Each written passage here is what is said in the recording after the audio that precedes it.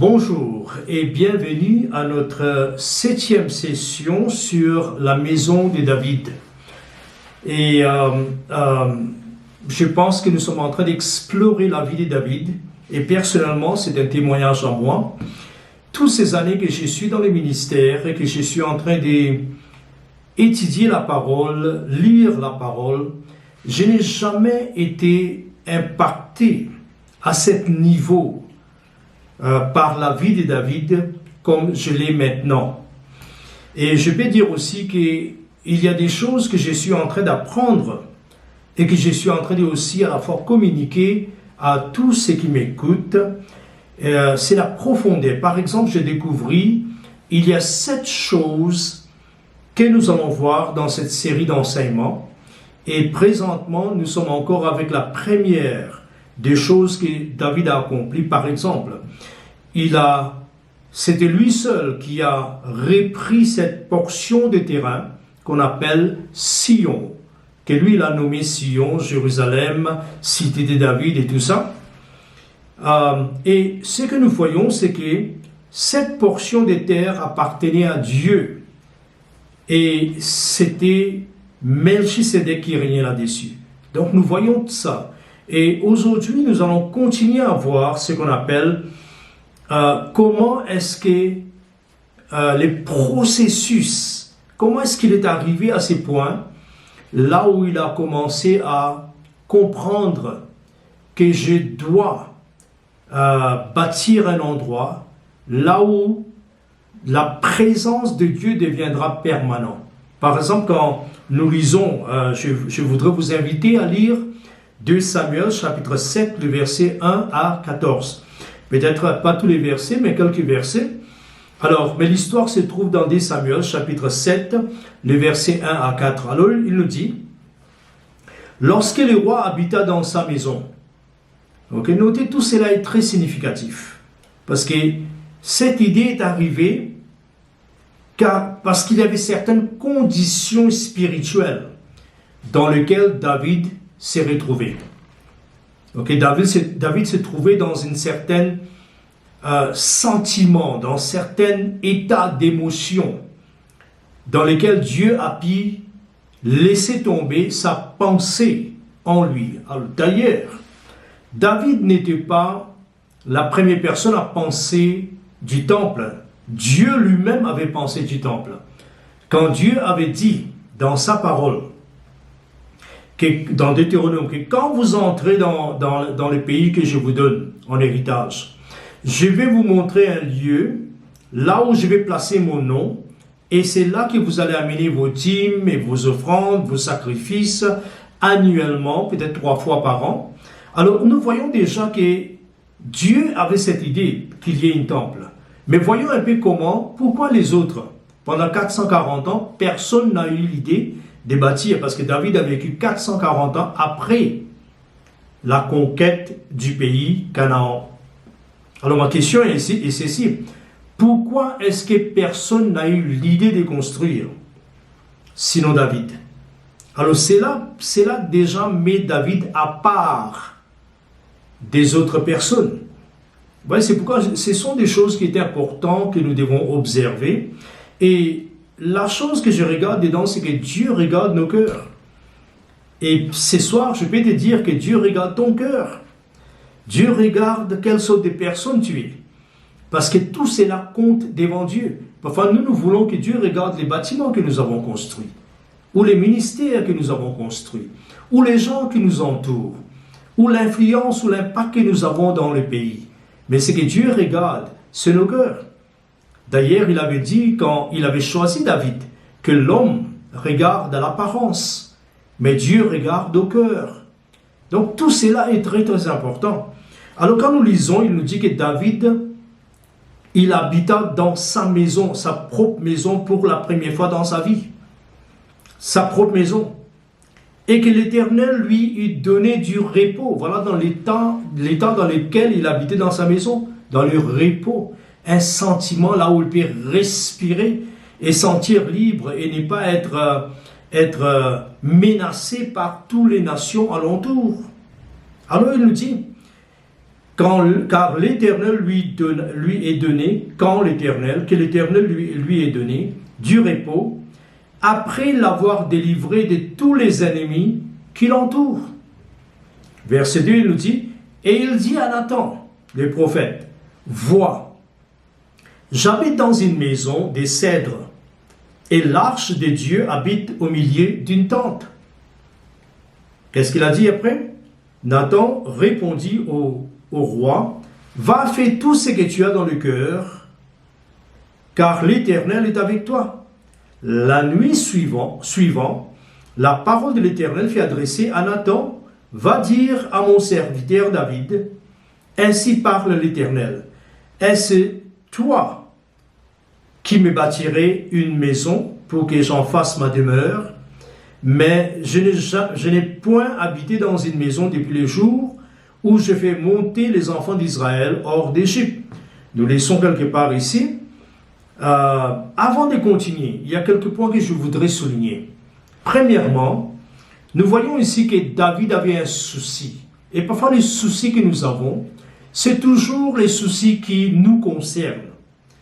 Mais nous voyons le cœur de David ici. C'est ce que Dieu avait dit. J'ai trouvé un homme selon mon cœur. Et comment est-ce que le cœur selon Dieu fonctionne? Un cœur selon Dieu fonctionne un peu comme Jésus.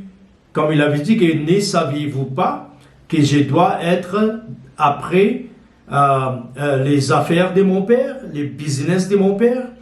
Donc, un homme ou une femme, selon le cœur de Dieu, les priorités des responsabilités est bien établies. Donc, la responsabilité primaire, c'est Dieu. Et le reste vient après. Et c'était le cas des gens. Sinon, les priorités seront nos belles maisons. Les priorités seront les voitures. Les priorités seront les Renault et tout autre chose. Alors, qu'est-ce que nous voyons? Les soucis, c'était quoi? Il a appelé Nathan. Certainement, Nathan était devant le roi et il a dit, écoutez, Nathan, moi j'habite dans une maison qui a été faite en cèdre. Donc là, nous parlons d'une maison quand même qui a coûté, dont David devrait dépenser. Alors, il dit que j'habite dans une maison qui est faite de cèdre, mais l'arche de l'Éternel, qui représente la présence même de Dieu, et dans d'autres lieux, la Bible nous dit que Dieu est sur son trône, sur l'arche, sur son arche, entre les deux anges. Alors, c'est vraiment important de voir ça. Alors, c'est là que nous voyons que, comme Dieu avait dit, il avait dit qu'il voulait bâtir quelque chose. Et l'idée c'était quoi? C'est de faire la présence de Dieu on peut dire un élément, une réalité permanente. Donc les gens peuvent sortir de tout part dans le pays, là où ils sont éparpillés, ils peuvent venir et rencontrer les dieux d'Israël. Et là, tout est construit qui, on peut dire, représente la nature même de Dieu. Donc c'est une manifestation de la nature de Dieu dans tout ce qui est bâti. Ça, c'est vraiment intéressant de voir ça. Alors, quand il a dit que je voudrais bâtir une maison, parce que moi j'habite dans une maison, l'arche ou la présence de Dieu dans une tente, c'est qu'il disait, tente c'est un symbole de quelque chose qui est en pèlerin. Elle est en pèlerinage. Elle est en train de bouger toujours. Elle n'est pas stable, elle n'est pas dans un endroit. Il voulait, on peut dire, il voulait rendre la présence de Dieu permanente. Je pense que ça, c'est un souci que nous tous, nous devons avoir. De rendre la présence de Dieu permanente dans nos vies, dans nos familles, dans notre environnement. Rendre la présence de Dieu permanente. Conduire une telle façon le peuple de Dieu que la présence de Dieu devient permanente. Conduire sa vie d'une telle façon que la présence de Dieu devient permanente. Rétablir un système de réfléchissement pour que la présence de Dieu devienne permanente. Très important. Alors, il nous dit dans le verset, si nous pouvons continuer avec le verset 7. Il a dit, maintenant, tu diras à mon serviteur David, ainsi parle l'Éternel des armées, je t'ai pris au pâturage derrière les brebis pour que tu fasses chef ou leader de mon peuple sur Israël. J'ai été avec toi partout où tu as marché, j'ai exterminé tous tes ennemis devant toi et j'ai rendu ton nom grand comme les noms des grands qui sont sur la terre. J'ai donné une demeure à mon peuple.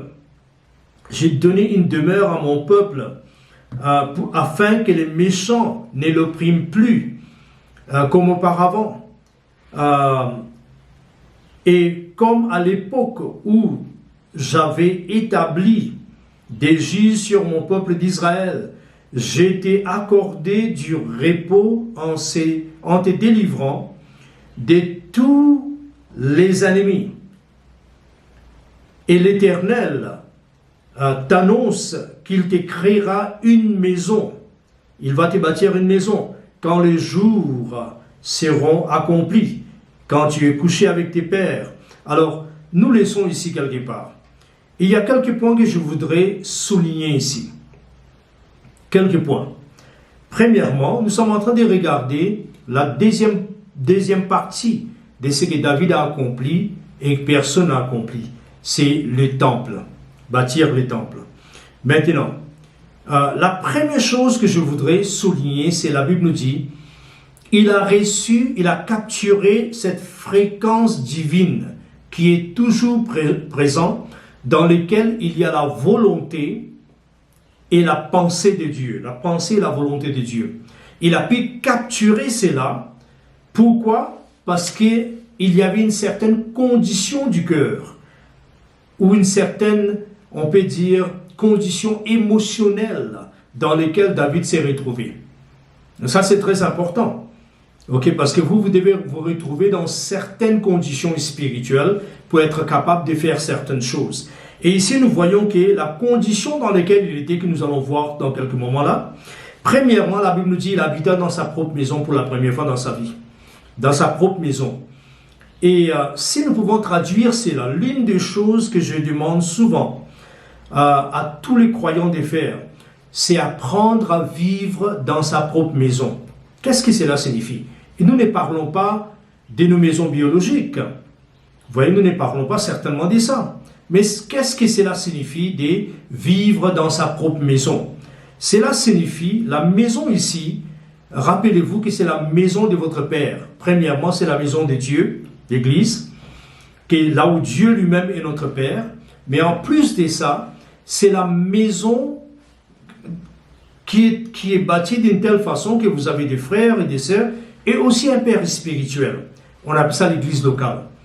Donc souvent je dis à des gens que la condition préférable de Dieu, il y a des gens qui me disent, mais écoutez, les brigands sur la croix, est-ce qu'il était sauvé ou non?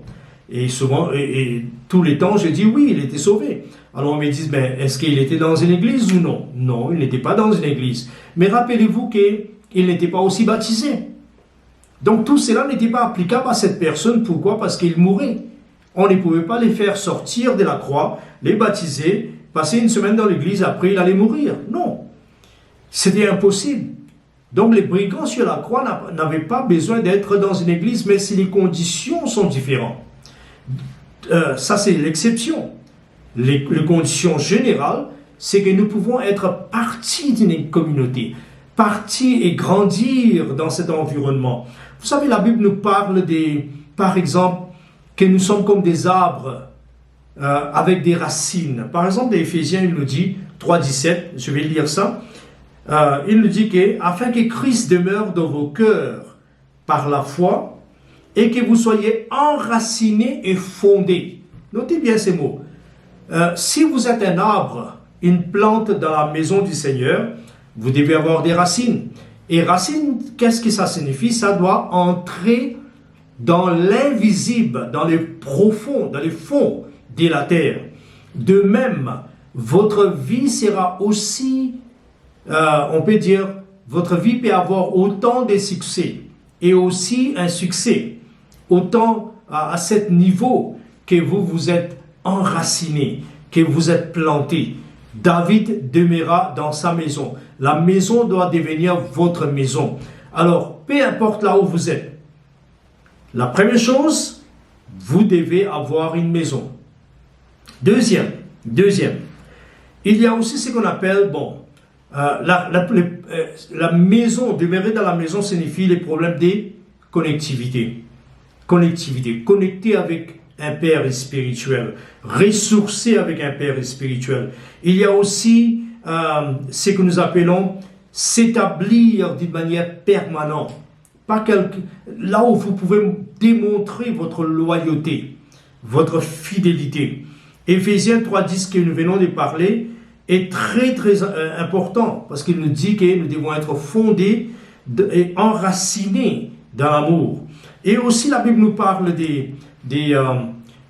Luc chapitre 6, le verset 48, là où il nous parle qu'un homme, où il y avait deux hommes, tous les deux ont bâti leur maison. Maison ici, nous parlons des familles, nous parlons des... non seulement famille, mais aussi nous parlons des, on peut dire, bâtir nos vies entières, nos demeures. Et il dit dans ces versets que il y a deux hommes. L'un a bâti sa maison sur les sables, donc pas des racines, pas des fondements. L'autre a bâti sur le roc, fondement. Et la pluie est tombée, les torrents sont descendus et la maison qui était bâtie sur le roc est restée. Mais la maison qui était bâtie sur le sable est tombée. Qu'est-ce que cela signifie? Que chacun de nous, nous devons être des gens qui sont fondés dans les choses de Dieu. Cela est très important, fondés dans les choses de Dieu. Donc ça c'est plus ou moins. Et aussi, ce que nous pouvons voir dans ces versets, autre chose, c'est la Bible nous dit que quand le Seigneur l'avait donné repos, et c'est là que je voudrais terminer cette session, quand le Seigneur l'avait donné les repos, très important. Pourquoi les repos? Notez bien que le Seigneur qui a donné les repos signifie, dans ce sens, David, c'était un homme de guerre, nous le savons très bien. Et David était entouré toujours de l'ennemi. Et dans ce verset, il nous dit que quand l'Éternel lui est donné du repos de toutes parts, et de tous les ennemis qui l'entouraient, c'est là qu'il a eu cette idée de bâtir. Cette idée de bâtir le temple. Vous savez, bâtir les choses de Dieu, nous ne pouvons pas les bâtir au milieu des luttes. Et en effet, cet repos dont la Bible est en train de parler, ce sont les repos qui signifient cessation ou de cesser de lutter dans la chair. Vous cessez de lutter dans la chair. Donc, toutes les choses que vous voulez bâtir par votre propre effort doivent arriver à un fin. C'est-à-dire, mon plan, mon sacrifice personnel, par conséquent, ce que je mérite, tout cela doit arriver à un endroit de repos. Par exemple, si nous lisons Proverbe 3, versets 5 à 7, il nous dit « Fais confiance à l'Éternel de tout ton cœur, ne t'appuie pas sur ton propre intelligence. » Déjà, nous voyons que s'appuyer sur son intelligence, c'est appuyer sur la chair. Et il nous dit que dans toutes tes voies, toutes tes manières, toutes tes façons de faire, reconnais-les et il aplanira tes sentiers. Donc, ce n'est pas tes efforts qui vont bâtir des choses. Ne sois pas sage à tes propres yeux. Crains l'Éternel, détourne-toi du mal. Ne sois pas sage à tes propres yeux, dit l'Éternel. Je voudrais vous donner quelques pensées en ce qui concerne ce que nous appelons les repos. Alors, je voudrais vous lire quelques versets. Peut-être commencer par Hébreux chapitre 3. je voudrais qu'on puisse ouvrir nos Bibles dans Hébreux. Voilà, Hébreux chapitre 3. Lisons les versets, lisons à partir du verset 7. Il nous dit, un instant, ma Bible en français, voilà. Le verset 7, il nous dit, c'est pourquoi, selon ce que dit le Saint-Esprit aujourd'hui, si vous entendez sa voix aujourd'hui, n'endurcissez pas vos cœurs, comme lors de la révolte, le jour de la tentation dans le désert, où vos pères me tentèrent pour m'éprouver et virent mes œuvres pendant 40 ans. Aussi je fus irrité contre cette génération et je dis, ils ont toujours un cœur qui s'égare. Ils n'ont pas connu mes voies. J'ai juré donc dans ma colère, ils n'entreront pas dans mon repos. Prenez garde, frères. Alors là maintenant, Dieu parle avec nous, les Saint-Esprit. Il ne parle pas avec les gens, là, 4000 ans, 3000 ans de cela, mais avec nous. Prenez garde, frères, que personne de vous n'ait un cœur mauvais ou incrédule, au point de se détourner de Dieu, mais exhortez-vous les uns les autres chaque jour, aussi longtemps qu'on peut dire aujourd'hui, afin qu'aucun de vous n'endurcisse par la séduction. Maintenant, je voudrais lire d'autres versets. Ici, qu'est-ce que le point simple que vous devez noter est ceci. Ok, le point simple que vous devez noter est ceci. Premièrement, vous devez voir que Dieu est en train de promettre. Il est en train de promettre ce qu'on appelle un repos. Et nous pouvons même comprendre que peut-être il parle de la terre Canaan comme étant les repos. Non. Nous allons voir ça, ce n'est pas la terre Canaan. Mais Dieu a bien souligné que quand il les a promis, en effet, il les a promis qu'ils auront un repos dans la terre Canaan. Mais pas à cause de la terre Canaan. Mais parce que Dieu va les donner un repos et il va les faire entrer dans son repos à lui. Alors Dieu a dit, c'est pourquoi Dieu a dit qu'ils n'entreront pas dans mon repos. Ce n'est pas leur repos, ce n'est pas les repos du pays Canaan, mais son repos à lui. Et ça, c'est vraiment très, très important. Alors, si nous pouvons lire maintenant, chapitre 4 dans Hébreux, il continue à expliquer qu'est-ce que cela signifie. Qu'est-ce que cela signifie? Alors, si nous lisons par exemple chapitre 3, le verset 17, il nous dit, « Et contre qui Dieu fit-il irriter pendant 40 ans ?» Donc, quand Dieu s'irrita contre Israël, le peuple n'était pas seulement en danger de perdre leur héritage, mais en effet perdre les repos, qui est le résultat de vivre dans la présence de Dieu. Alors il dit, sinon contre ceux qui péchaient et dont les cadavres tombèrent dans le désert, à qui jura-t-il qu'ils n'entreront pas dans mon repos, sinon ceux qui avaient désobéi? Alors lisons maintenant chapitre 4, le verset 1. Il nous dit dans le verset 1, « Craignons donc, tandis que la promesse d'entrer dans son repos subsiste encore, qu'aucun de vous ne paraisse être venu trop tard. Cette bonne nouvelle nous a été annoncée aussi bien qu'à eux. » Alors vous voyez que nous avons les mêmes bonnes nouvelles. Quelle est cette bonne nouvelle? Que nous pouvons entrer dans son repos, par la terre Canaan, parce que nous n'avons pas la terre Canaan. Ok, la même bonne nouvelle a été annoncée à eux, mais aussi à nous. La bonne nouvelle, ce n'était pas la terre Canaan, c'était les repos. Alors il dit, cette bonne nouvelle nous a été annoncée aussi bien qu'à eux, mais la parole qui leur fit annoncer ne leur servit de rien, parce qu'ils ne trouvaient pas de la foi chez eux, ceux qui l'entendirent. C'est pour nous qui avons cru, nous entrons dans les repos. Intéressant.